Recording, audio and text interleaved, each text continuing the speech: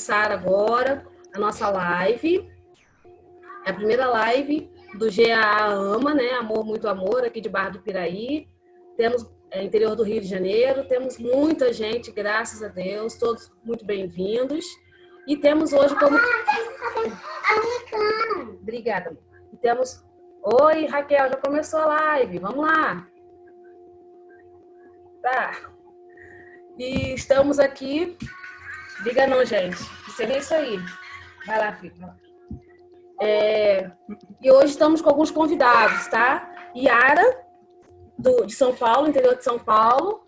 Tá todo mundo vendo, tá? É porque saiu aqui. E João, lá do Paraná. Boa noite a todos. Yara, quer se apresentar? Quero sim. Boa noite, obrigada pelo convite. Meu nome é Yara, eu sou mãe por adoção. A Luana, hoje ela está com 15 anos, nasceu para mim com 13. E o André tem 9 anos, nasceu para mim com 6 anos. Faço parte do grupo Imensidão de Amor, é um grupo 100% online. E eu fui convidada para falar um pouquinho para vocês sobre motivação. E eu também queria pedir licença para contar um pouquinho a minha história. Só que antes de começar a contar, né, um pouquinho da minha história para vocês, eu gostaria de trazer algumas informações importantes, né? O ECA, Estatuto da Criança e do Adolescente, fala muito sobre os direitos das crianças e adolescentes, né? Ele tem por base o artigo 227 da Constituição, né? O que traz esse artigo? Acho importante a gente falar disso, eu vou explicar para vocês o porquê que eu estou explicando isso antes de entrar na minha história, tá? O ECA traz o estatuto, que é dever da família, da sociedade, do Estado, resguardar os direitos com absoluta prioridade, os direitos das crianças e adolescentes. Então, os direitos são educação, lazer, cultura, dignidade e também a convivência familiar. Quando nós vemos crianças que são abrigadas porque os pais negligenciaram ou aconteceu alguma coisa com aquela família, ela não tem condição, né, de resguardar os direitos dessa criança, e se esgotou todas as possibilidades dessa criança ser colocada na família biológica, aí nós vamos inicia-se um novo processo, né, que é o processo de perda do poder familiar, e essa criança ela é disponibilizada para adoção. Então, o que nós entendemos disso, né? Que a família, ela é o primeiro lugar de proteção, né? Onde a criança vai se sentir protegida. E quando isso é violado de todas as maneiras possíveis, essa criança, ela tem o direito de ter uma família, ela tem direito de ter a convivência familiar, é direito resguardado por lei.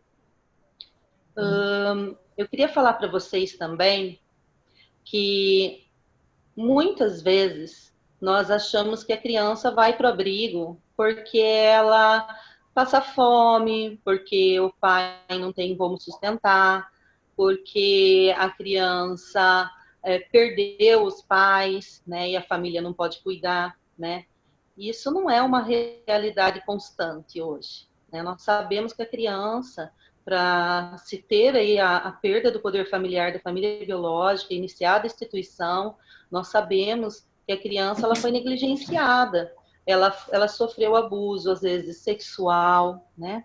Ela sofreu abuso físico, abuso psicológico, né? E essa criança, ela é abrigada, né? Então, por que adotar, né? Motivação, né? Para adoção. Eu vi um estudo recente de uma psicóloga que ela se chama Laila Zambelli. E ela trouxe assim, algumas informações importantes sobre a motivação.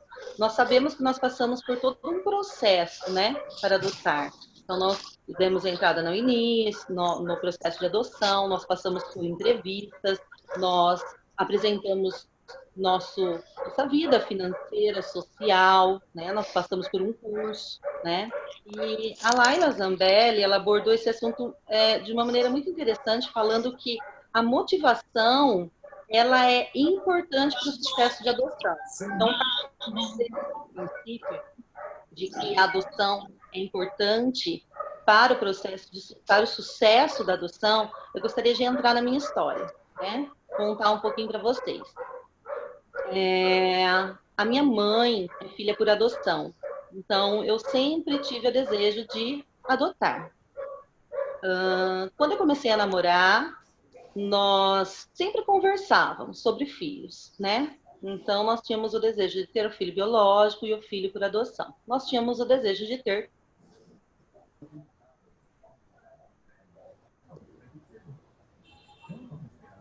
O áudio da Yara.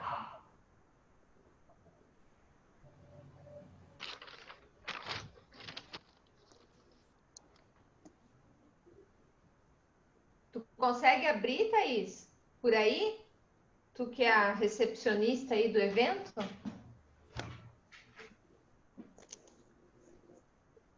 Tem que avisar ela.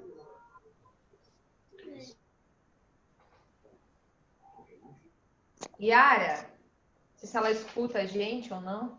Tá travando muito, né? Vocês querem que eu tenha algum problema? Que eu possa falar com ela? É que não tá. O microfone dela tá aparecendo como fechado. Gente, vocês não escutaram nada que eu falei agora? Isso, Yara. Agora sim. Fechou o áudio, moça. Não entendi essa última fala. Eu não entendi a última Essa fala. última fala não entendemos. Quando começou a tua história. Quando começou a história da sua mãe. Isso. Então, minha mãe... Ô, gente, quando eu contei, vocês me avisam, porque eu não cliquei na tela, não, viu? Meu celular deve estar louco. Minha mãe é filha por adoção, né? Ela foi adotada em 1960 e eu sempre quis, né, ser mãe por adoção. Quando eu comecei a namorar meu atual marido, nós conversávamos muito, né, sobre adotar uma criança. Então, nós queríamos ter um filho biológico e nós queríamos ter um filho por adoção. Então, nós queríamos ter 2 filhos, independente de como eles viessem. Mas a adoção fazia parte dos nossos planos. Com o tempo, eu descobri que nós 2 éramos inférteis, né? E aí nós começamos a entender a nossa realidade. Vivenciei o luto da infertilidade, me convenci, me tratei de que eu não seria mãe biológica, né? Os meus filhos não viriam biologicamente, mas eu seria mãe. Isso eu tinha certeza, né? E depois de tratar este luto, de entender a realidade, de pesquisar sobre o assunto, nós demos entrada no processo de adoção, né? Eu demorei 8 meses para me habilitar. E nosso perfil mudou no decorrer desses 8 meses, enquanto nós fazíamos a entrevista, a visita na nossa casa, enquanto nós fazíamos o curso, né? Nosso perfil inicial era para uma criança até 6 anos de idade. No decorrer do tempo, nós passamos para 2 crianças até 8 anos de idade. Nós fechamos o nosso perfil depois de 8 meses, finalizando o nosso processo de habilitação. O meu perfil, nosso perfil, era para 2 crianças de 0 a 12 anos de idade. Eu fiquei 1 ano na fila. Eu recebi 3 ligações no primeiro dia. E quando eu recebi as ligações, eu me deparei com o meu perfil. Perfil aberto, perfil para adolescentes. Estudávamos sobre esse perfil. E tiveram algumas histórias que a gente não conseguia lidar, né? Então, eu queria deixar um recado aqui para vocês, para que vocês sejam muito honestos com o perfil de vocês, com o limite que vocês acreditam que dá conta de fato, né? 2 crianças de 0 a 12 anos de idade, né? Meus filhos nasceram para nós, eu me tornei mãe de uma menina de 13 anos de idade, 1 ano a mais que meu perfil, e com um irmão 6 anos. Os dois estavam para adoção juntos, né? E nós decidimos dar andamento na nossa aproximação. Escutamos a história deles, preparamos a rede de apoio. Nessa época eu já estava com uma terapeuta, eu sabia que eu ia precisar. A própria vara da infância da minha cidade me indicou a terapeuta, psicóloga judiciária aqui. E nós fomos conhecer os nossos filhos. E foi maravilhoso, e foi emocionante. Oi. A partir do momento, eu me tornei mãe. Thaís, tem alguém com áudio aberto, né? Pode continuar?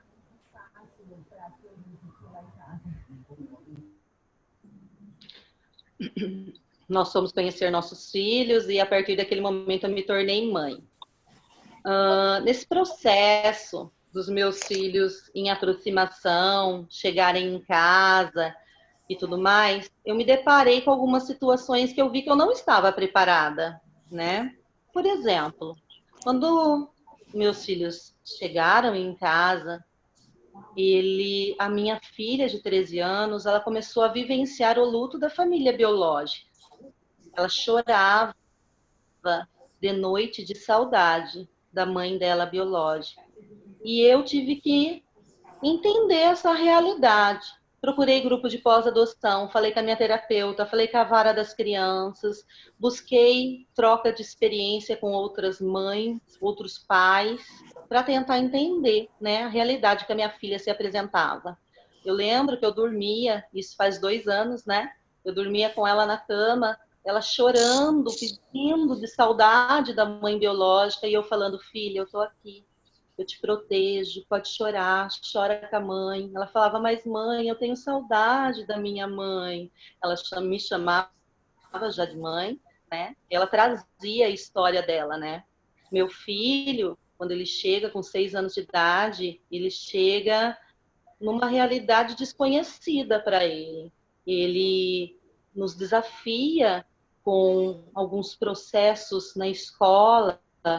Ele batia nos amigos, batia na professora. Nós não entendíamos a realidade do nosso filho, né? Aquela exaustão, aquele cansaço, e nós nos disponibilizando para entender por quê. Por que o meu filho tinha um histórico no abrigo calmo e agora em casa ele estava se apresentando como uma criança agressiva, né? Nós não estávamos entendendo a realidade e nós tínhamos que estar disponíveis a sentar, conversar, amar, dialogar, entender, várias reuniões na escola, ajudando meu filho, orientando, psicopedagoga, porque ele não conseguia prestar atenção. Nós descobrimos que ele tinha déficit de atenção e hiperatividade, foi diagnosticado, nós tratamos, porque o tratamento faz parte da maternidade, né? E quando eu estava na fila, por exemplo, esperando os meus filhos, eu não imaginava que eu ia ter tantos desafios assim, né? Quando minha filha falava da família biológica, eu ficava meio temerosa, procurava entender os sentimentos, né? Mas eu sempre estive disposta a maternar, né? A sentar. Quantas vezes a minha filha dormia, 13 anos, grandona, no meu braço adormecido, e eu, filha, pode ficar aqui com a mãe, pode ficar junto com a mãe, não tem problema, vamos para a cozinha junto.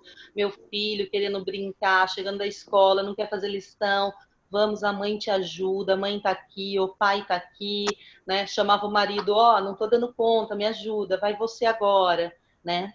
Então, por que eu quis contar a minha história para vocês? Porque às vezes a gente acredita que ser família é tudo lindo 100%. É lindo, mas tem os desafios. Qualquer relacionamento de amizade, amoroso, profissional, tem os seus desafios, né? Eu quis contar uma história para vocês, para mostrar para vocês que o único motivação que pode ter não é querer ter filhos, é ser mãe.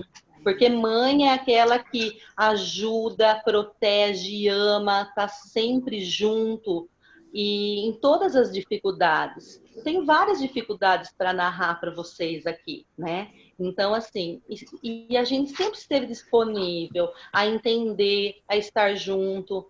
Cansaço acontecia. Tinha dia que eu falava com a minha terapeuta, me ajuda, porque a Luana agiu dessa maneira e eu não sei o que fazer. O que eu faço para ajudar minha filha? O meu filho está agressivo, o que eu faço para ajudar meu filho? Né? Eu não estou entendendo. Então, essa disponibilidade de ser mãe, ser pai, né? E para os pais que estão na live, né? Eu gostaria de falar para vocês que sem meu marido eu não teria conseguido. E quando o cansaço bateu em mim, que a minha mente já estava embaralhada, eu não conseguia raciocinar, foi aí que o meu marido entrou e falou, tô aqui. E eu falei, vai falar com a terapeuta que eu preciso de você nessa família. E ele foi falar com a terapeuta, ele lia grupo de pós-adoção, eu estava no grupo de pós-adoção da doutora Rosana Silva, estou até hoje, ele colocava os áudios para ele escutar, para a gente entender essa realidade que se apresentava e junto a gente indo, caminhando dia a dia. Então, é isso que eu queria falar para vocês. Se a minha motivação não tivesse sido ser mãe, eu não teria aguentado. Se a motivação do meu marido não tivesse sido ser pai, nós não teríamos aguentado, né? E para finalizar, João, para deixar você falar aí, teve uma época que a minha filha, nós demos celular, né? E foi um erro nosso, porque a minha filha com 13 anos não sabia se proteger ainda, né? E claro que ela, como adolescente, falou com vários homens no WhatsApp, né? Isso pode acontecer, isso acontece, nós sabemos disso. Só que eu era mãe novata, eu não entendia. Fui procurar meu grupo de pós-adoção pedindo ajuda também. Queria orientação, onde eu estava errando? Se ela está falando, será que... Então eu tô dando, né? E a gente explicava para ela, filha, não fale com ninguém, não passe seu número, não é seguro. Mas adolescente, nós fomos adolescentes, nós sabemos como que é, não é? E eu nunca mais vou me esquecer do meu marido ficar mais de 1 hora dialogando com a minha filha. Mais de 1 hora ele ficou dialogando com a minha filha, mostrando o quanto ela era especial para nós. E que ela não precisava fazer contato com outros homens. Que ela era linda, que ela era uma filha amorosa, que ela tinha proteção, que ela não precisava disso. Então, são coisas da minha história que eu não vou esquecer nunca. Dessa disponibilidade do meu marido de ser pai. De a hora que a mãe fala, não aguento, preciso de você. Preciso de você aqui na nossa família. É onde o pai chega. O pai chega e protege essa família e une essa família. João, eu vou parar de falar para você poder entrar um pouquinho aí na motivação, tá bom? Obrigada por me deixar falar, tá bom, gente? Nós tínhamos combinado fazer um bate-bola, né? Você me deixou sozinho. Bom, boa noite. Meu nome é João Carlos. Thaís, agradeço o convite, a oportunidade. Eu sou pai da Cecília, do Raul, do Vitor e do Vinícius. Eu sou casado com o Ricardo, eu já falei que é bem oportuno, ele é médico pediatra, foi uma coisa assim bem intencional. Faço parte, eu e a doutora Depiné, a doutora é a coordenadora de um grupo de adoção, minha querida colega, né? Então ela que é a coordenadora. E eu acho que a gente, Thaís, temos que fazer uma live para falar um pouco de adolescência, sabe? Dessas questões, dessa temporalidade, dessas modernidades, tá entendendo? Porque hoje são outras demandas, Yara. Eu estou atendendo uma família, eu já atendo uma família que o garoto tem 4 anos. 4 anos. Ele fica até as 2 da manhã no celular. Então, tempos novos, modernidades novas, demandas novas, tá entendendo? Então, a gente tem que estar atento a essas situações. Como é que é, Thaís? Motivações, né, Yara? Eu fiz uma breve pesquisa, né, baseado dentro da psicanálise, baseado dentro... Não, sim. Motivações para adoção, né? Eu fiz uma breve pesquisa, baseado em alguns estudos disponíveis, sobre o que leva os casais, o que leva as pessoas a adotar. Antes, precisa contextualizar, a Yara posicionou muito bem, nós fizemos recentemente, nós estamos assim de aniversário do ECA, né? Que o ECA foi um divisor de águas, onde representa, onde posiciona esse infanto, essa criança, esse adolescente, como um sujeito de desejo. Correto, doutora Fabiane? Então, nós temos aí no finalzinho do século XX aí, um instrumento que legaliza o direito desse sujeito, que até então não existia. Para quem está na área da pedagogia, da psicologia, da história da criança, né? Tem todo esse percurso, como esse sujeito se desenvolveu, como a adoção ela permeia essa fantasia, né? Tem uma palavra, tem uma parte da Bíblia, uma passagem da Bíblia, lá em Gênesis 16, que a esposa de Abraão, por ser infértil, manda que Abraão deitasse com uma... O fone para mim, Vitor. Oi, Vitor, alcança o fone.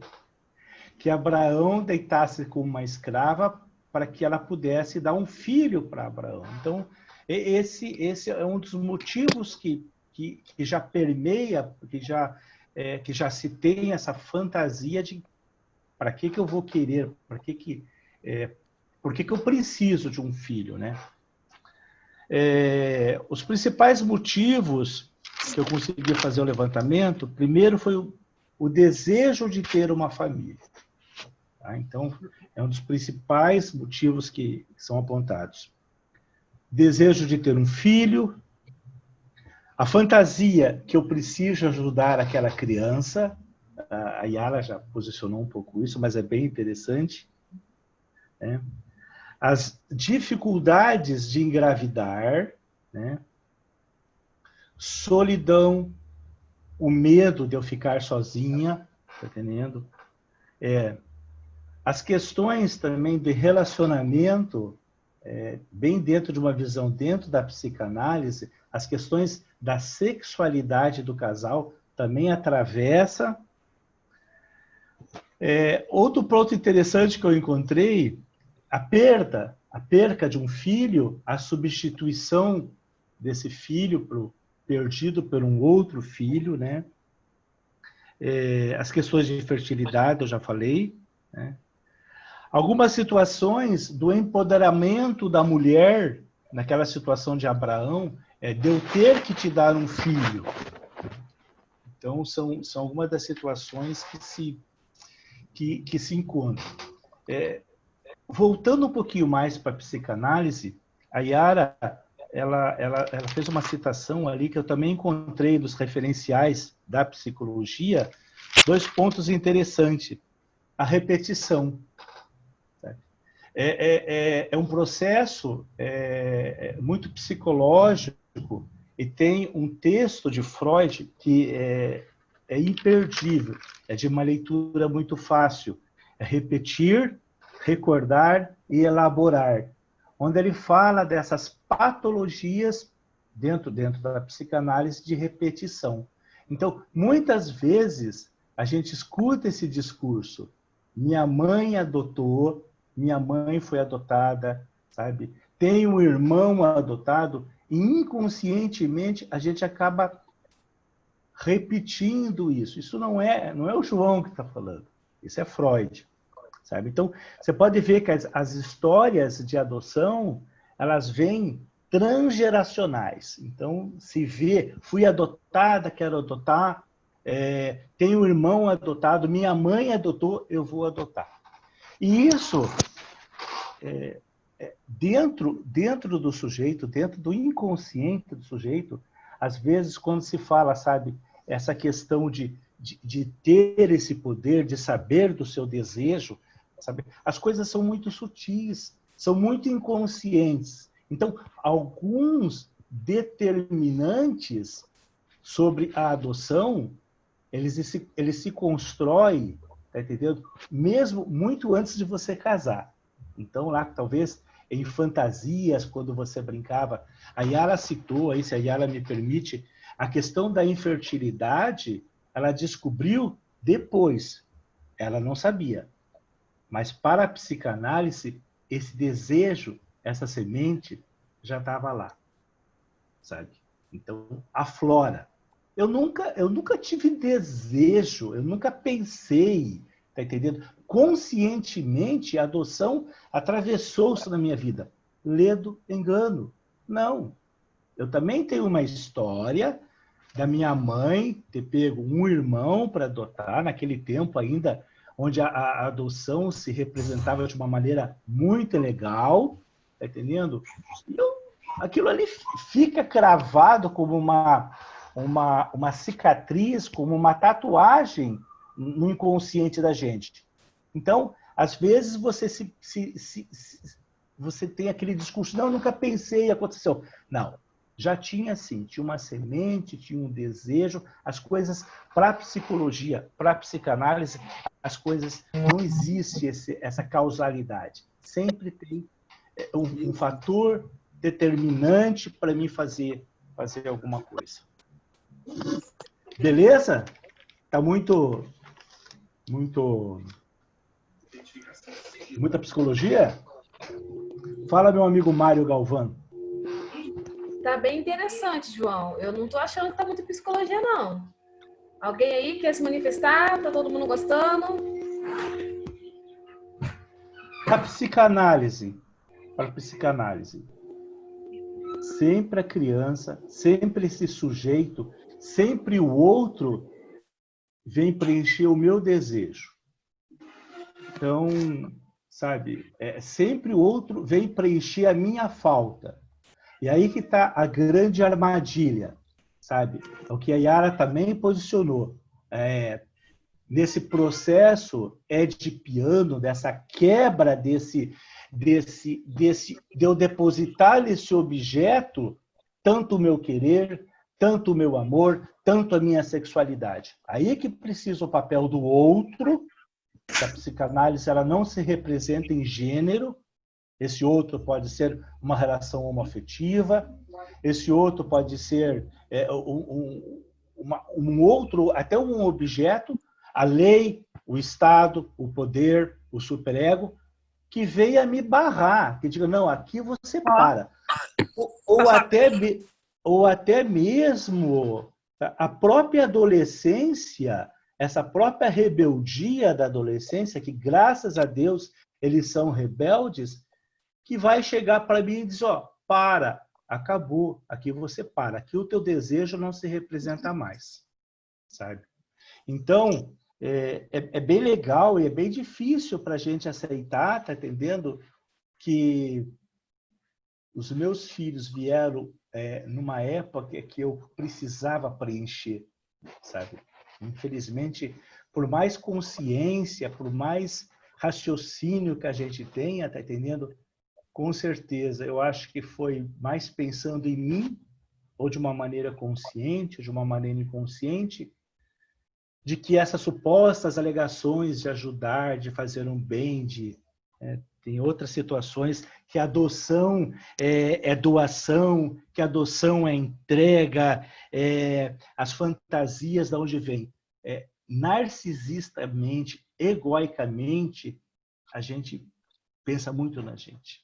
Tá entendendo? Então, a psicanálise vê essa questão, tá entendendo? Atravessa por esse desejo de eu me empoderar, esse desejo de eu ser pai, de eu ser mãe.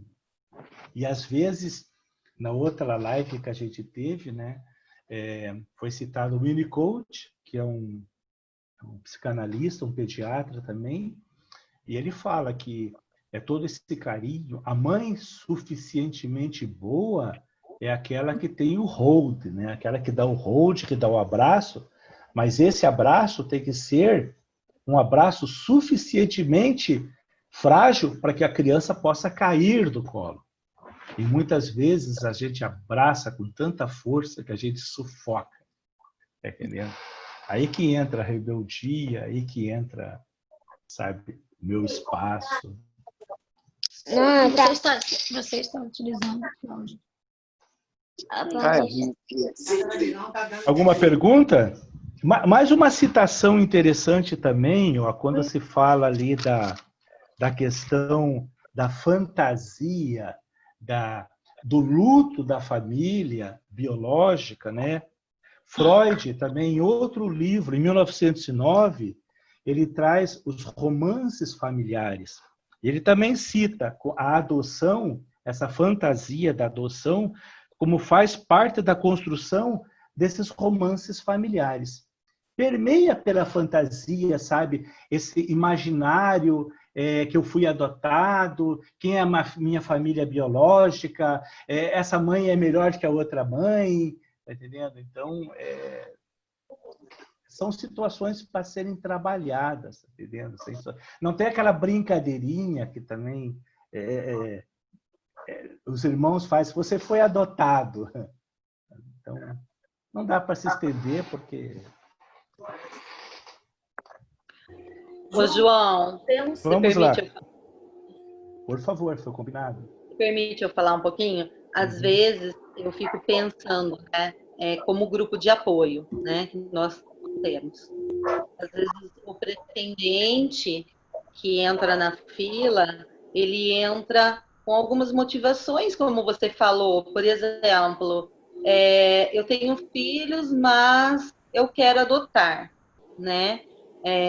Eu acho que eu tenho que fazer o bem para alguém, né? E aí escolhe a adoção. Eu já ouvi isso muitas vezes. Está, né? nas estatísticas, Yara. Isso é um impulsionador, a caridade.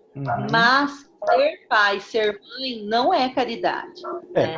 Como eu citei, Yara, sabe, os ícones, um dos pontos é essa questão de eu ajudar uma criança, de eu fazer o bem. Mas, ressaltando, essa ajuda, aí que está importante da terapia. Essa ajuda não é para a criança, essa ajuda é para mim. Para me salvar, sabe? Para me salvar do meu vazio, para tapar os meus buracos, para dar um presente para o meu marido, sabe? Tem N motivos que falam mais de mim, tá entendendo? De que da criança. Por isso o despreparo, por isso essas situações de, às vezes, de abandono, porque eu não estava tão preparada para cuidar do outro, mas sim para responder às minhas situações narcisistas, às minhas situações do meu ego. Tá entendendo?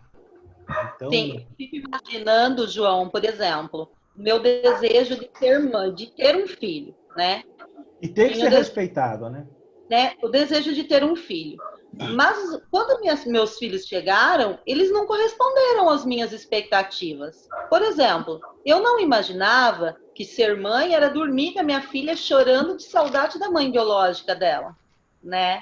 Então a gente vê que a motivação ela tem uma importância muito grande, porque se for por caridade, se for para dar um irmão para o meu filho, se foi porque eu não consigo gerar, mas eu ainda desejo gerar, biologicamente falando, não vai dar certo, porque aquela criança não vai se encaixar, né? Porque os filhos nossos, eles são livres.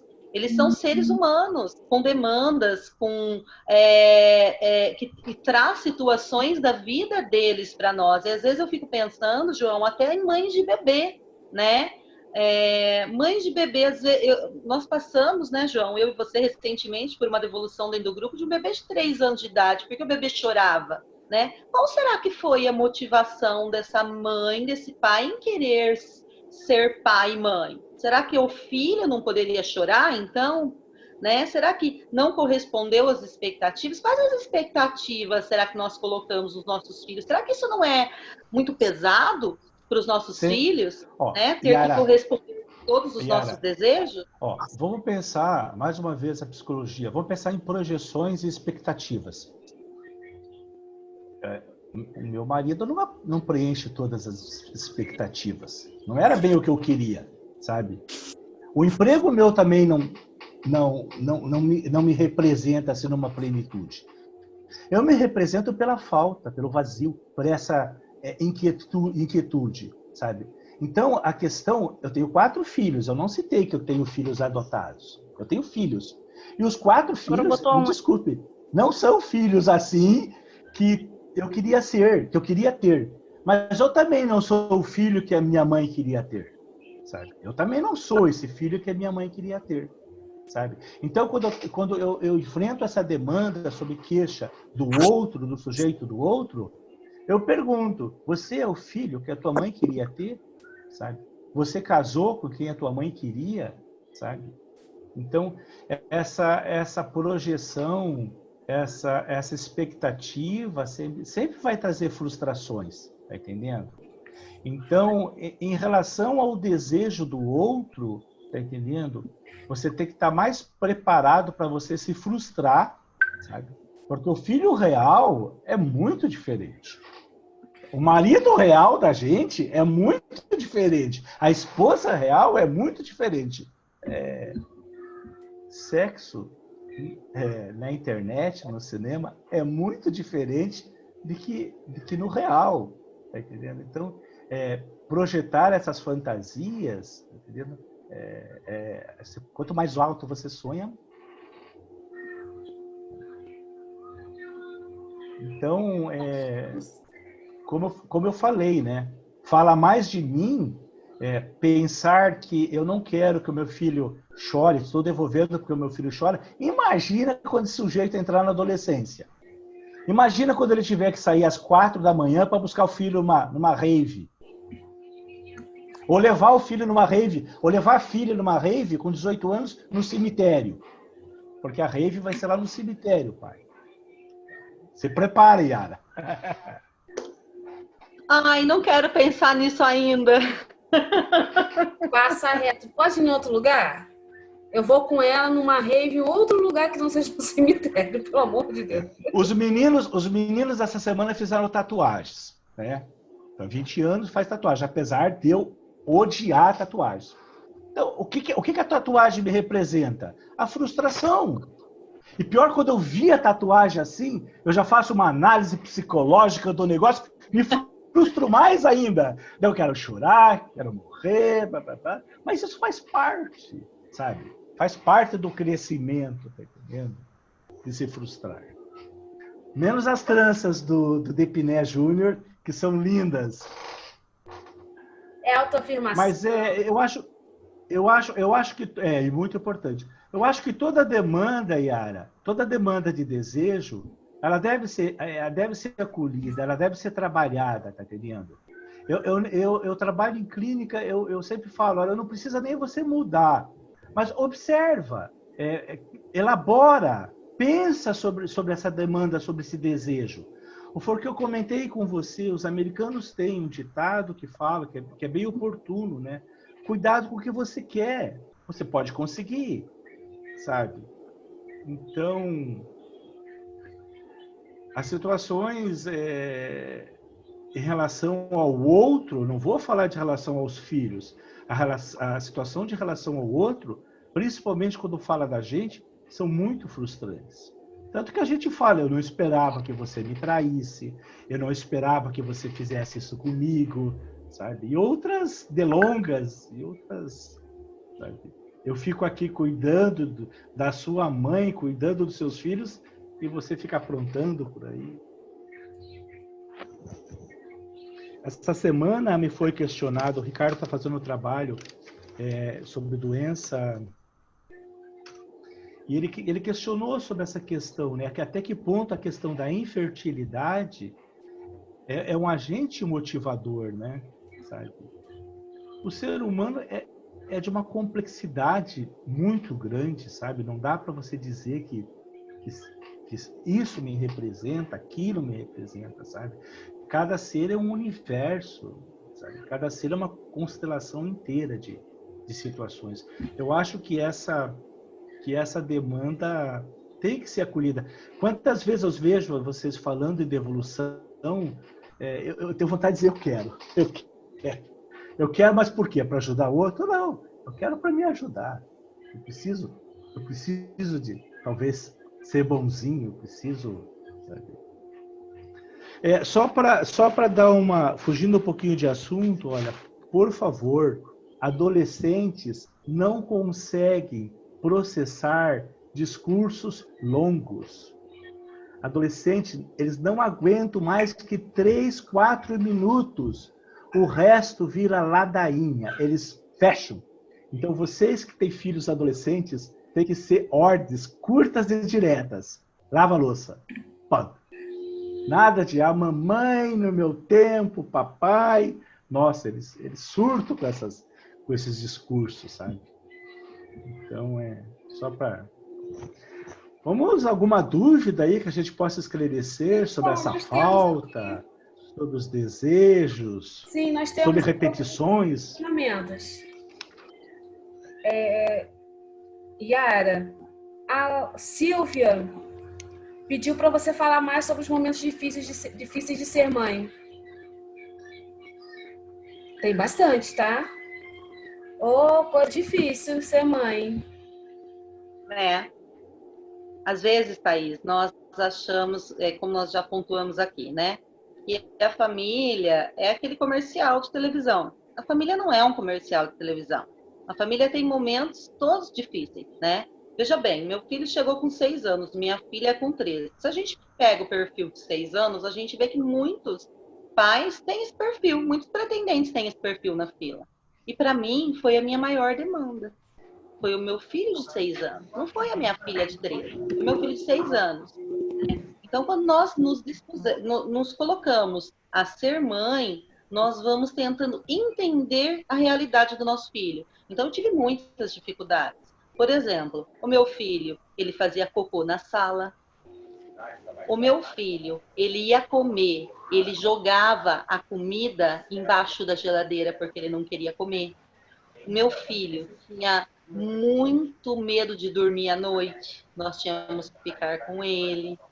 Ele tinha 3 abajur no quarto. Chegou uma hora que a gente teve que dormir com luz acesa, né?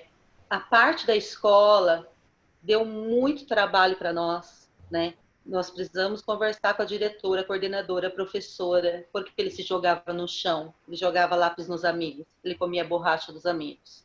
Ele bateu na professora, ele bateu numa menininha, na amiguinha, bateu no outro amiguinho, não queria entrar dentro da sala de aula, né? Então, assim, as dificuldades de ser mãe, elas são muitas.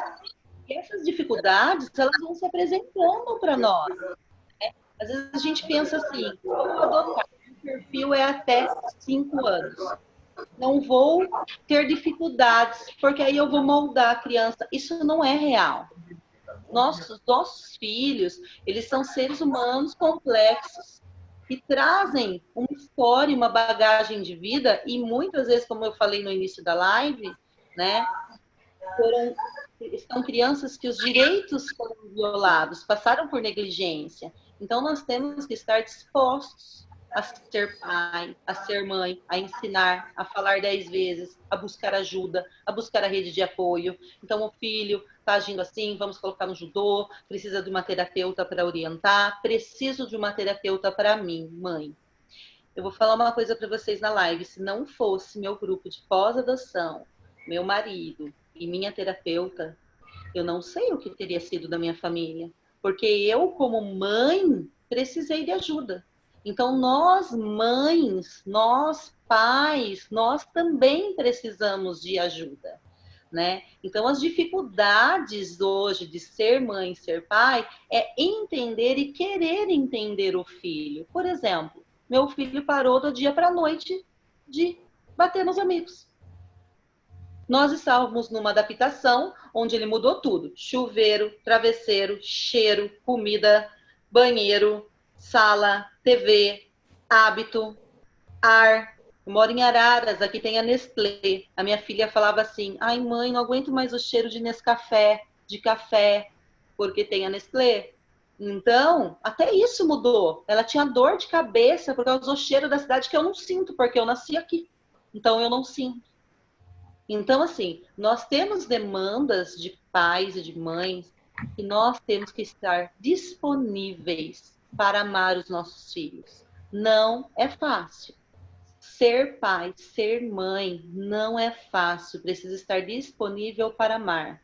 Se nós não tivermos essa disponibilidade de amar, nós não vamos conseguir. Outra coisa, nós passamos meu filho pelo neurologista, ele queria analisar meu filho com um transtorno opositor desafiador, déficit de atenção e hiperatividade. Eu falei, para tudo. para tudo, que nós estamos no meio de uma adaptação em família. A criança, ela não tem nem rotina. No abrigo era coletivo. Então, o que era coletivo? Põe o chinelo, põe um par de um par de outro. Põe a roupa não está passada, pega no varal, põe amassado. Tem abrigo que é assim, é tudo coletivo. Come, sentou, todo mundo comeu, lavou, não sabe nem o que comeu, o que não comeu, se comeu legumes, se comeu alguma coisa nutritiva. Então, quando nossos filhos chegam, nascem para nós temos que devagar observar, conduzir e entender, né? Por que o meu filho jogava comida embaixo da geladeira, embaixo da mesa? Porque ele não queria comer aquilo. Adiantava eu fazer um ritual todo e me estressar, passar mal? Não, essa criança não come. Não adiantava. Tinha que ir apresentando para ele, vendo o que ele gostava, vendo o que ele... no abrigo comia. O que comia? Nem sabia, ninguém sabe. São 70 crianças. Quem vai saber o que cada uma das 70 crianças comeu? Né? Então, as dificuldades de ser pai e ser mãe, elas vão existir. Então, quando eu levei meu filho no neurologista, voltando no neurologista, eu falei, não vai avaliar meu filho agora, não vai diagnosticar agora. Nós estamos em família, estamos iniciando uma família, eles estão em adaptação, dá tempo. Né? Déficit de atenção tinha realmente, passou por pedagoga, psicopedagoga, escola, professora, nós juntamos um arquivo que já veio do abrigo também, da vara, para mim, para a gente analisar, foi diagnosticado, toma uma medicação, mas às vezes eu fico pensando, né? Os pais, hoje em dia, falam assim, eu quero devolver, a criança está batendo aqui. Por quê? A família procurou uma rede de apoio? A família foi atrás de ajuda? Ou a mãe ou o pai não consegue ir atrás e ajudar esse filho? O que será que acontece? Né? A criança está querendo fugir. Por quê? O que está acontecendo? Ela está com medo, não está conseguindo se adaptar. O que eu, pai, mãe, vou fazer para adaptar meu filho? Por exemplo, quando eu era adolescente, eu falei para minha mãe, quero fugir dessa casa, aqui ninguém me entende. Minha mãe tinha cortado 2 convites de um show que eu ia assistir, eu queria ir, a galera toda ia, e minha mãe cortou, porque eu tirei nota vermelha na prova.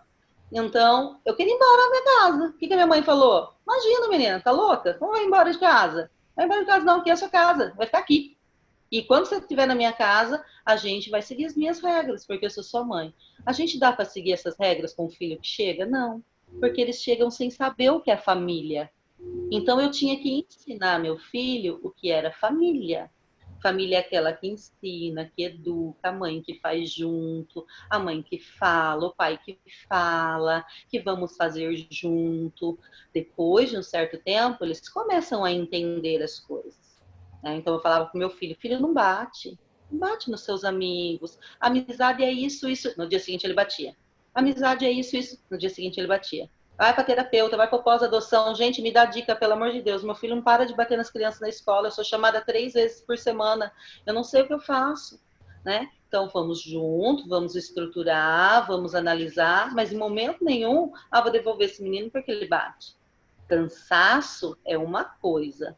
Devolução, romper com um filho seu, é outra coisa totalmente diferente, né? Então, Silvia, respondendo aí as suas demandas, as demandas são muitas. Nós, pais, temos que estar disponíveis para acolher nossos filhos, para ajudar nossos filhos. E nós, pais, temos que estar disponível para procurar ajuda quando nós precisamos também. Espero ter respondido mais ou menos na linha que você perguntou aí, tá bom? Quem está com a mão Sim. levantada? Posso falar? Posso Pode. falar? Gente, então eu sou a Silvia, tá? Eu sou do grupo Laços de Amor de Mogi Guaçu, interior de São Paulo. Yara, é ótimo, assim, acho que essa realidade, né, da dificuldade mesmo que a gente como mãe tem, né, e assim, acho que uma coisa é muito bacana quando a gente se autoriza também a sentir muitas vezes raiva da criança, daquilo que está acontecendo. Quando a gente se autoriza a perceber que a gente também tem hora que a paciência também vai embora, né? E acho que, assim, essa disposição para entender precisa, sim, existir, com certeza. A gente precisa buscar ajuda, com certeza. Mas não entrar também numa idealização, né, de pais perfeitos, que eu acho que o que o João falou, né, também caiu muito bem, né, quando a gente fala de mãe suficientemente boa, né? Então, é aquela que consegue... de uma certa forma, fazer um equilíbrio nessa relação também com a criança, né, com o filho. E não ficar exigindo demais de si mesmo, né, no sentido assim, eu sempre tenho que estar paciente, com calma, para entender tudo, né. Muitas vezes, acho que a gente, quando os filhos chegam, a gente também entra em contato com a nossa criança interna, né? Talvez o João possa depois falar um pouquinho disso, né, João? Até pela questão psicanalítica também, do narcisismo, enfim. Mas eu acho que daí a gente começa a ver, nossa, né, eu estou tendo uma atitude, às vezes, tão imatura, né, como se eu fosse uma criança, né? E, na verdade, quem é o adulto aqui? Então, eu acho que isso do autoconhecimento, acho muito importante mesmo, né? A gente tem que se reconhecer, né? Se conhecer, né? Nas nossas atitudes, né?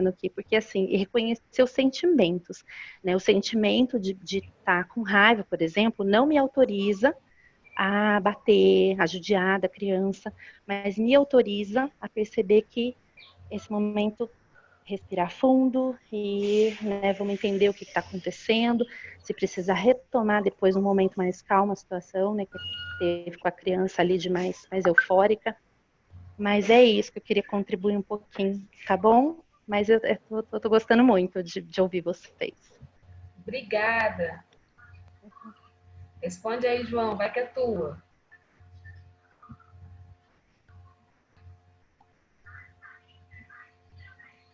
João, liga o áudio.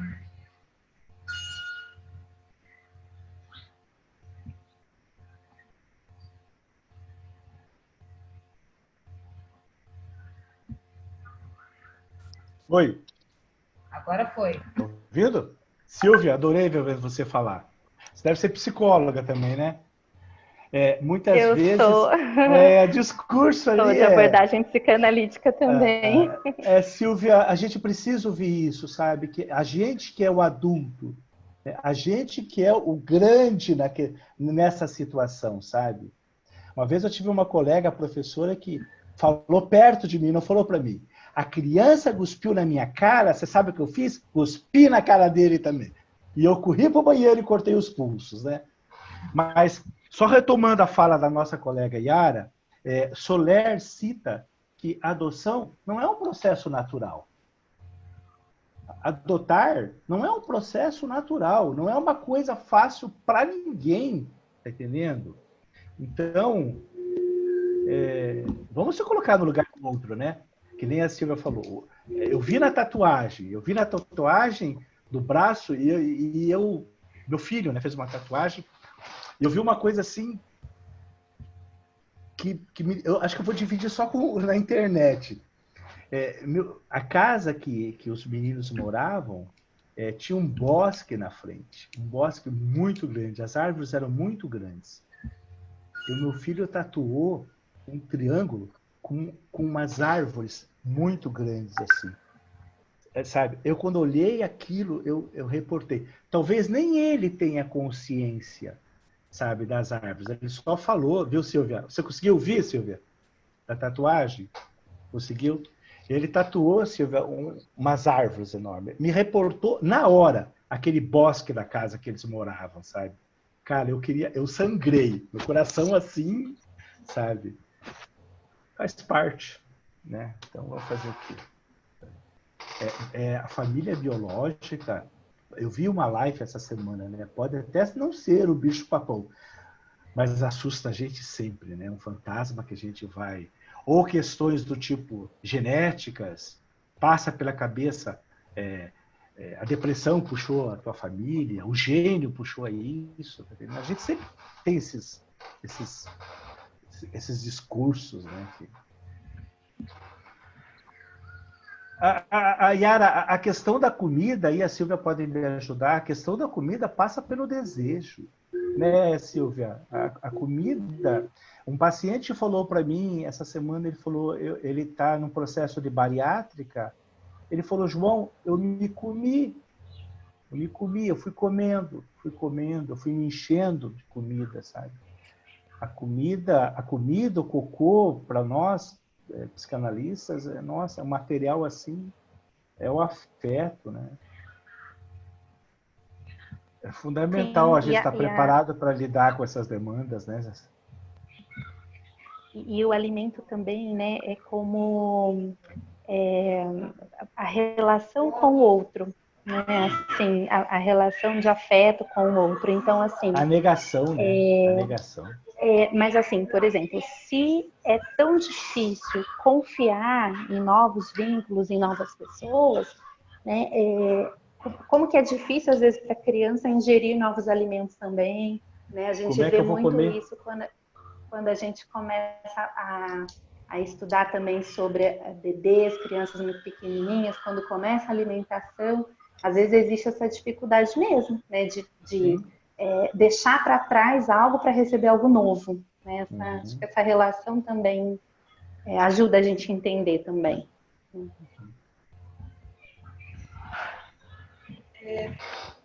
Posso falar? Pode, João? Pode? Pode. Então, a Lari está falando que ela é nova no mundo da adoção. Foi aquilo que a gente já estava falando, né, João? Somos todos novos. Todos os dias a gente aprende coisas diferentes. E é isso mesmo, gata. Todo dia a gente aprende, bota a mão na cabeça, meu Deus, fiz errado. Não era assim, estava indo pelo caminho errado. Mas a gente vai aprendendo a fazer certo, né? A Tereza falou que isso que você falou é importante, Thaís, né? A gente vai aprendendo a fazer certo. Quantas vezes eu errei, né? Nesse processo de maternidade? Quantas vezes eu também errei? Mas é uma construção, né, Yara? É uma construção. Esse reconhecer, esse elaborar, meu Deus, como é que eu fiz aquilo, gente? Sabe? A técnica do meu filho, ela falou uma coisa assim, que eu não esqueço nunca mais. Ela falou, Thaís, o amor é construído. Essa ideia do tipo assim, o amor à primeira vista, não é um amor à primeira vista, é um encantamento à primeira vista, né? Então você vê a criança, se encanta e tal, mas o amor vai sendo construído. E todo dia essa construção... Ou desconstruído, né? Ou desconstruído, né? Também. Então, você vai matando relacionamentos também. É a convivência diária, né? E a gente vai aprendendo. Tem dia que você tá, como a Silvia bem falou, né? Que a gente está no nosso dia azedo e justamente nesses dias a gente precisa ter mais paciência, porque é nesse dia que a criança vai fazer aquela bagunça, que vai cagar na casa, né? Fazer aquilo que vai te tirar extremamente do sério. E aí você tem que parar, respirar, lembrar a sua motivação, porque nessa hora ele pensa, cara, fiz a maior besteira da minha vida de ter filho, né? Mas aí não, peraí, por que eu resolvi ser mãe? Né? A gente volta lá atrás, a gente lembra da motivação. Se a nossa motivação foi como a gente viu hoje, né, João e Yara, querer deixar herdeiro, não sei se a gente consegue resistir, né, aos desafios que a gente tem todos os dias na maternidade e na paternidade. É porque assim, Thaís, como a gente fala, né, na adoção, nossa família, né? Nossa família tem momentos maravilhosos, né? Quando meu filho vem, bom dia, mãe, bom dia, filho, vamos tomar café? Esses dias mesmo, minha filha de 15 anos agora me fez café na cama, me trouxe café na cama. Eu falei, ai, não acredito, nem filha, eu. que linda. Nem eu. Então, nós temos momentos prazerosos, tem momentos de a gente conversar. Quando ela, por exemplo, teve a primeira menstruação, né, ela veio me chamar, mãe, vem falar um pouco comigo? Eu falei, vô, o que está acontecendo? Fala, eu achei que tinha acontecido alguma coisa, nunca fala assim, né? Mãe, eu menstruei. Ai, que felicidade! Foi uma das coisas, assim, né, que aconteceu comigo, né, na minha vida de mãe, né? Então, pude conversar com ela, explicar. Esses dias ela também estava de olho no menininho aqui no condomínio, queria conversar sobre isso. É maravilhoso, né? Mas é maravilhoso como um todo, quando nós, pais, estamos dispostos a amar, a entender, a compreender, a procurar ajuda para a gente, a aceitar que naquele momento a gente errou, naquele momento a gente se sentiu mal e não precisava ter se sentido mal, tanto daquele jeito. Então, a família ela é construída de momentos felizes, momentos desafiadores, né? E a disposição, né, de estar em todos eles, né? A minha filha, por exemplo, ela chegou, ela não comia nenhuma mistura que não fosse linguiça calabresa. O abrigo já me avisou isso, falou, ela não come nada, né? E eu fui fazendo outras coisas. Um dia ela experimentou e falou que gostoso, mãe, né? Então são momentos que a gente tá junto, com o filho, né? São momentos prazerosos. Quando a gente vai para a cozinha, a gente faz bolo junto, faz pizza junto, né? O meu menino, sempre o suco é ele que decide, o sabor do suco do dia, né? Aonde a gente vai passear, aonde a gente não vai. É uma família construída nas dificuldades e nas alegrias, né? Nós temos que estar disponível para os dois, não é? Um compensa o outro. E achar esse equilíbrio para nós pais é importante, né? Nem sempre a gente consegue de uma hora para outra. Não é mágica, não é coisa assim fácil, né? Mas a gente vai caminhando, a gente vai tentando, a gente vai buscando conhecimento para estar com os nossos filhos e para que essa família aconteça, dê certo, que eles se sintam protegidos, que os direitos deles estejam resguardados dentro da nossa casa, dentro do nosso lar e no nosso coração, né? A Lari está pedindo para a gente também falar da parte feliz de ter filhos. Aí, amanhã a gente termina essa live, né? Porque tem as partes felizes? Tem. Falei um pouquinho agora, né? Assim, eu tenho, assim, a minha parte feliz quando eu tô, assim, às vezes a gente está triste, cansada, aí vem o filho, faz aquele carinho, né? Faz aquela jantinha, ou então, é verdade, né?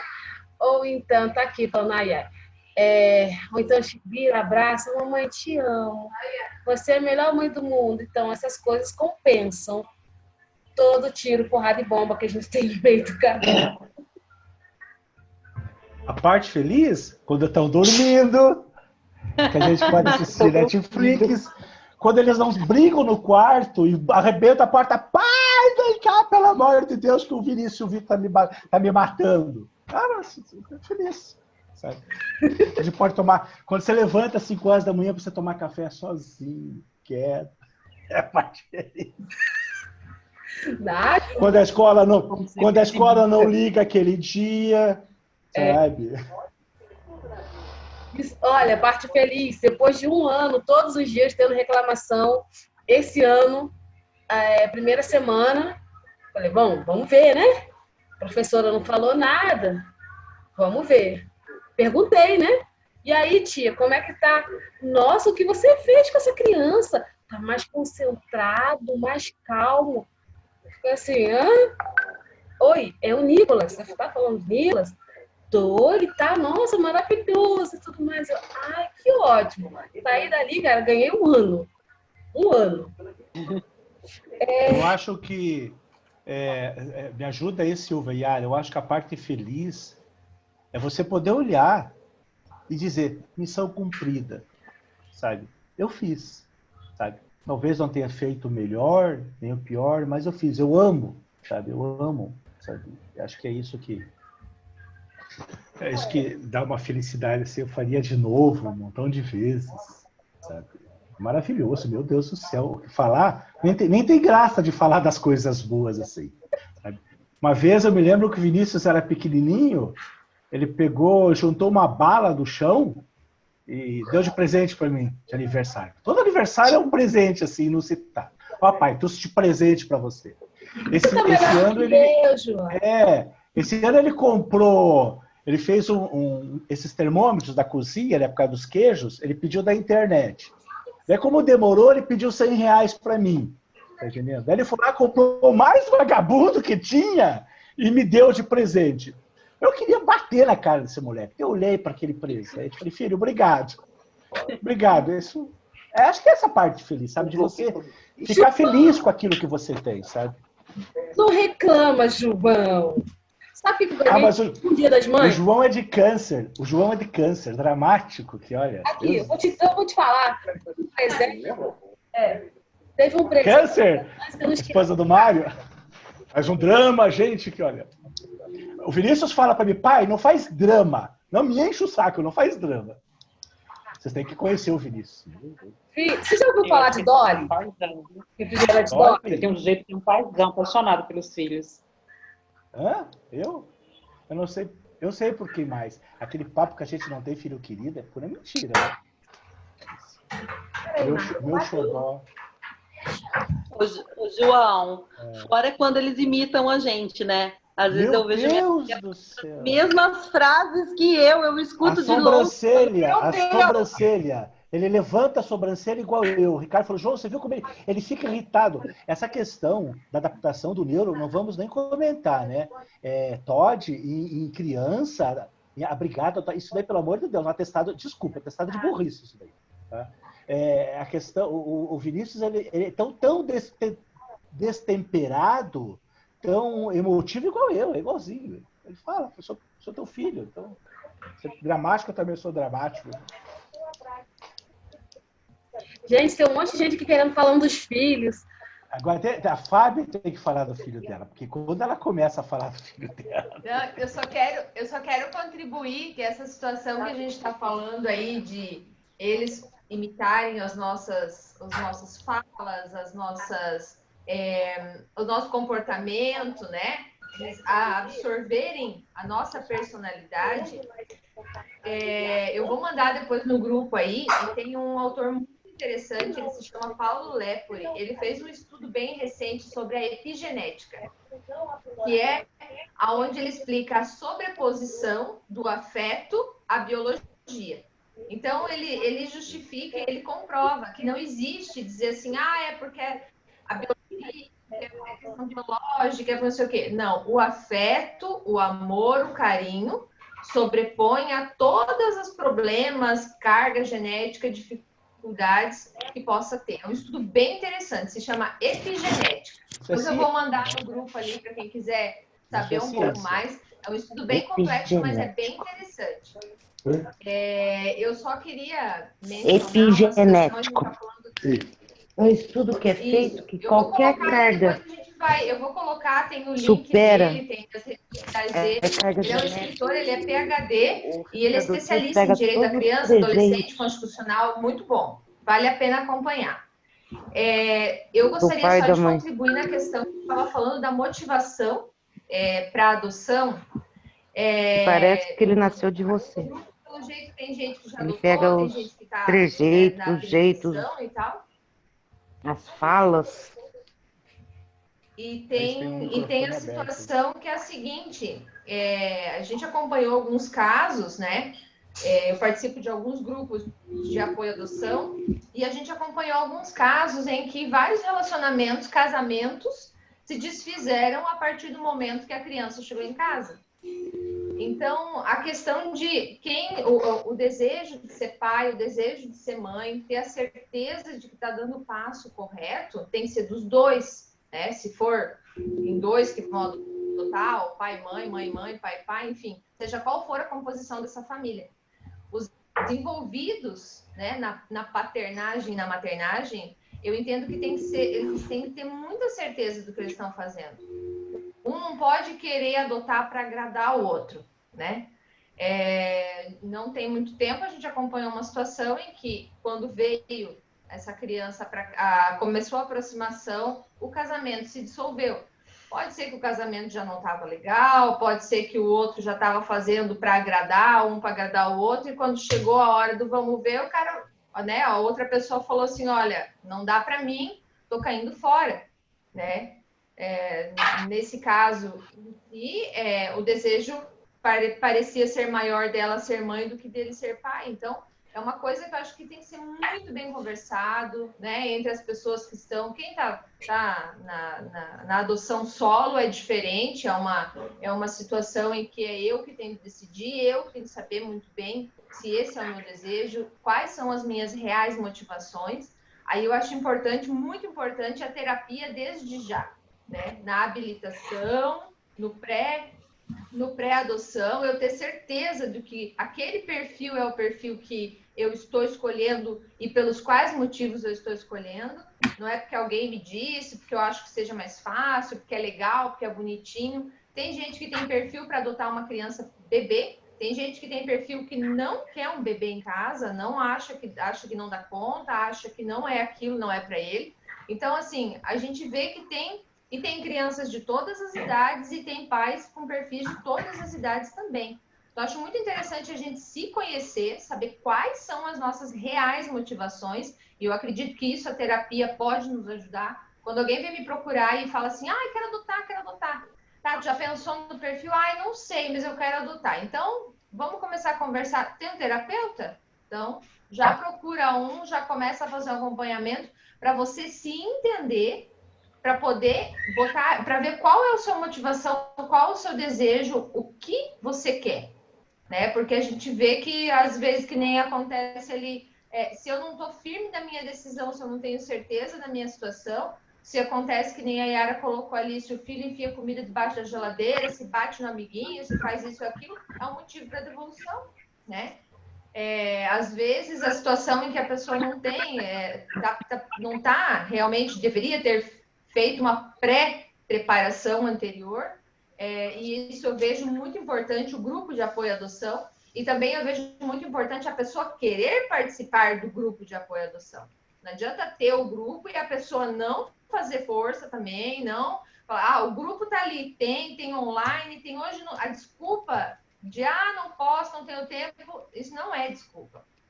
Você quer ter filho, você quer participar, você quer adotar, então tem esse passo, a gente pode te ajudar, mas você tem que querer, você tem que ir atrás e tem que participar também, né?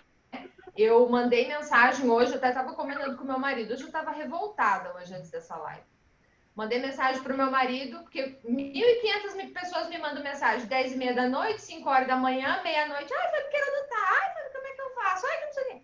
Tá, beleza, faz isso, faz aquilo. Hoje mandei live para um monte de gente que queria adotar, que daí me liga de madrugada, me manda mensagem no meio da madrugada no final de semana. Perguntas estão aqui. Não tem ninguém. Eu tenho isso, eu tenho aquilo. Filho, tu quer adotar? Tu tem que se preparar. Sabe? Esse semestre agora que passou, o estado do Paraná fornece 2 vezes por ano encontros preparatórios para adoção, para facilitar, para que as pessoas não precisem fazer os encontros presenciais. Agora, nessa situação de pandemia, o Estado disponibilizou links para a pessoa assistir de casa, do seu computador, do seu celular, fazer o curso preparatório.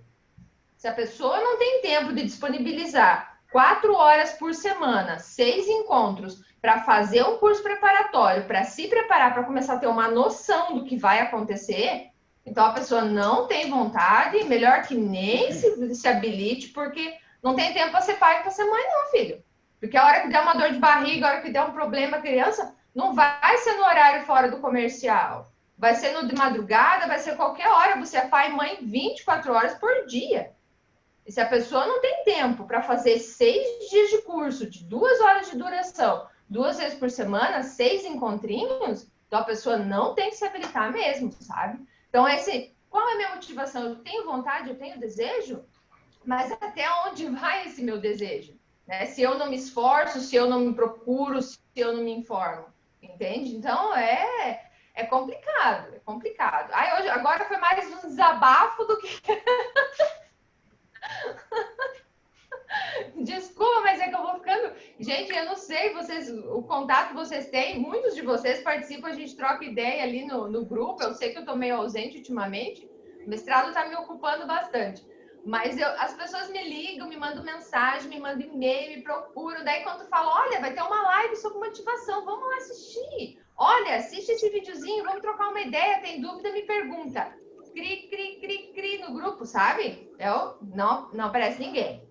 Aí depois, se tu não, qual é o teu desejo? Qual é a tua motivação? Por que tu quer ter um filho? Por que tu quer formar uma família? Sabe? Então, esse o momento, são essas coisas que a gente tem que começar a se perguntar, né? Gente, tem alguém mais alguma pergunta? Mais alguma pergunta? No chat não vem não. Thaís.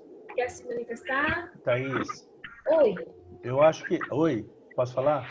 Pode. Eu acho que essa questão de preparação é muito pertinente para quem quer ser pai. Me desculpe, mas eu acho que para quem ser pai de criança, pai de adolescente, pai de viver com o outro, a gente precisa, assim, aprender alguma coisa, sabe? Então, tem que ter essa experiência, tem que ter esse contato, sabe? Porque senão acaba fazendo muita porcaria e depois sobrando lá pro terapeuta ter que resolver lá depois. Tem que ensinar pai e mãe que não dá para comer na cama, que não dá para deixar a criança de 4 anos com o celular 2 da manhã, sabe? Que não dá para o pai e a mãe ficar pendurada no celular. Eu tenho muitas queixas de adolescentes que falam: meu pai, minha mãe não largam o celular na mesa, não largam. Eu quero conversar e não dá. Então agora é o grupo aí, sabe? Como lida com o celular. O celular, às vezes, é um problema, né? Enfim. O celular é complicado hoje, né? Aqui em casa, assim, a gente tem um combinado. Na hora de comer, ninguém pega o celular. É uma coisa muito urgente, mas a hora de comer é hora do celular. Agora tá nessa situação de pandemia, então o Gabriel deixa ele assistir até a hora que ele quer, dorme a hora que ele quer, mas a hora que ele acorda, ele tem as tarefas dele para fazer e tal, tá mais flex. Mas se não, durante a semana, nos dias que tem aula, o horário dele dormir às 10 horas, tchau celular, cama, obrigado e tchau, sabe? Porque ele precisa ter esse momento do sono, do descanso, para no outro dia estar bem, né? Estuda de manhã, tá legal, tá com a cabeça descansada. Eles precisam de, pelo menos, aí umas 8 horas de sono e dar uma repousada, porque adolescente a gente que precisa de 12 horas de sono. Adolescente, então, já conversamos sobre isso, 12 horas de sono. Sabe? E daí a gente vê, às vezes, os depoimentos de pais e mães, porque não sei, sabe? Alguém uma vez falou no grupo, quando eu comecei a participar dos grupos de apoio à adoção, alguém falou, e se eu não me engano, acho que foi a Thaís, que o adulto da relação é você, né? Me corrija, Thaís, eu não tenho certeza, mas o adulto da relação somos nós, então nós somos os pais. É bem capaz de eu ter falado. Hã? É bem capaz de eu ter falado. Eu me lembro que uma vez, eu não me lembro a situação, mas eu tenho quase certeza que eu tinha visto. E aquilo eu fiquei, sabe, pra mim, falei, não, adulto da relação é você, então tem hora, tem sim, é não, pode ficar triste, pode ficar chateado, mas a gente já sabe como tem que ser. E eles precisam de orientação, e nós somos a orientação. Nós é que temos que dizer. Quando meu pai e minha mãe diziam assim, pra mim, você não vai, você não pode, porque isso, porque aquilo, ponto, acabou. Na hora eu também achava uma merda. Eu ficava louca, de brava. Depois eu fui entender por que sim e por que não. Então, hoje eu sei que muitas vezes eu digo não pro Gabriel e ele vai achar ruim, ele vai ficar de bico, ele vai ficar bravo, ele vai lá, vai se enfiar no quarto, vai falar comigo, não sei o que, explicar. O não faz parte, né? É isso. Oi, gente, deu uma travada aqui. Bom, mas o Fabi, não sei se você ouviu o que eu falei, tem 2 trabalhos, vai ficar chateado e vai desficar. É a vida. A minha mãe sempre falou isso, é 2 serviços, ficar bravo e passar, então... Azar o teu. Pode escolher, fazer do jeito que faço assim. Enfim, não tem mais nenhuma pergunta, não. Sim, a Dilcinene colocou aqui uma posição bem interessante. Fala que não tem tempo e aí quando a criança chega, começa a se desesperar. É isso mesmo, né? Depois que o pacotinho chega, o negócio fica meio pesado. Dilcilene, posta live de vários assuntos, as pessoas não assistem e depois fazem perguntas. Exatamente. Enfim, Vitória, participar dos grupos online, bem legal. Aqui nós temos vários grupos, né? João tem um deles, tem o presencial, tem os online. Você vai aprender realmente bastante. Se quiser, depois a gente passa alguns para você. Nossa. Enfim. Yara, João, já são 9h14. Numa sexta-feira, né? A gente também precisa descansar, que está chegando a hora do nosso descanso dos filhos. Obrigada, João. Tá rindo, né, João? Vou descansar sem O Mário quer beber, eu vou mandar o queijo pro Mário. Eu quero. Olha, você traz o queijo, o Mário traz a cerveja, o vinho, a Fabiana também. Manda para Salvador também, João. A Fabiane tá assim. Gente, os meninos estão me esperando para jantar. Vamos. Pois vamos atalhar. Então, assim, muito obrigada a todos. Foi ótimo estar aqui com vocês. Até a nossa próxima live. Tá gravando. Tá dando agora um probleminha aqui, mas tá gravando. E eu vou postar nas redes depois. Ok? Para quem perdeu. Tá bom? Um beijo. Muito obrigada a todos. Boa noite. Boa noite. Yara, Tchau, gente. noite. Boa noite. Tudo de bom. Tem um marido de cueca aí atrás, Fábio. Não, ele tá de shorts e com a cachorra.